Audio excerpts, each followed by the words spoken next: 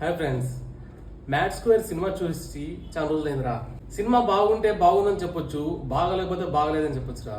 ఈ సినిమా ఎలా ఉందంటే ఫస్ట్ పార్ట్ కాలేజ్ సంబంధించి మీరందరూ చూసే ఉంటారు. అల్లరి అల్లరిగా కొంచెం ఇల్లాజికల్ ఉన్నా కానీ కొంచెం కామెడీగా ఉంది, బాగానే ఉంది. కొత్త ఒక రకంగా చెప్పాలంటే డిఫరెంట్ కైండ్ ఆఫ్ ఫ్రెండ్షిప్ ఆ విధంగా చూపించారు. సెకండ్ పార్ట్ అవసరం అంటారా? ఇప్పుడు ఎలా అయిపోయిందంటే ఒక సినిమా హిట్ అయిందంటే ఆ ఫ్లేవర్ని సెకండ్ పార్ట్లో కూడా తీసుకుపోవాలా. అది క్యారెక్టర్స్ కావచ్చు, కామెడీ కావచ్చు, వేరే ఏదైనా కావచ్చు.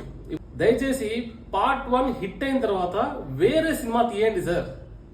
ఏమన్నా సినిమా నా దేశంలో పర్టికులర్గా ఇప్పుడు నేను రివ్యూ చెప్పడానికి వచ్చిందంటే రివ్యూ కూడా కాదు, ఇది ఒక వారం అయిపోయింది రిలీజ్ అయిపోయి. నేను రివ్యూ చెప్పదలుచుకోలేదు దీని గురించి. బట్ ఈరోజు block buster celebrations success meet అని చెప్పేసి జూనియర్ ఎన్టీఆర్ పిలిపించి సక్సెస్ మీట్ పెట్టినాడు.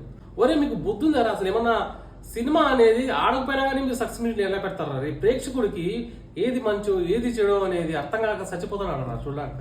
మరి కామెడీ ఏమైనా ఉంది అసలు? కొన్ని చోట్ల ఎలా ఉందంటే ఓకే ఇప్పుడు ఇది కామెడీనా, ఇది దీన్ని మేము నవ్వాలా అన్నట్టు ఉంది. మీరు ఒకవేళ ఆ క్యారెక్టర్స్ ఇంకోసారి చూడాలనుకుంటే చూడొచ్చు, అంతే. ఒక్కసారి కూడా మీకు సహనానికి పరీక్ష. ఇది ఎట్టనో పోతుంది. ఆ లడ్డు గడి పెళ్ళని చెప్పేసి ఫస్ట్ హాఫ్ అది ఎట్ట తిరిగి చెడిపోతుంది. దాని తర్వాత వాళ్ళు గోవా వెళ్తారు.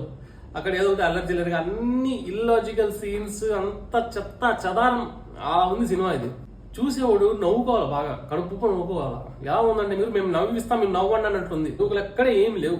ట్రై చేసి నవ్వించడానికి అంతే. మీరు ఏమని అనుకోండి, మీరు కామెంట్ చేయండి. చూస్తుంటే ఎవరికి అవసరం మరి యాడ్ దొరికిన సంతరం మీరంతా సినిమా మంచి సినిమా తీసి ప్రేక్షకుడు ఎంటర్టైన్ చేయండి రా. ఏంద్రా ఇది? Signing off dugout reviews.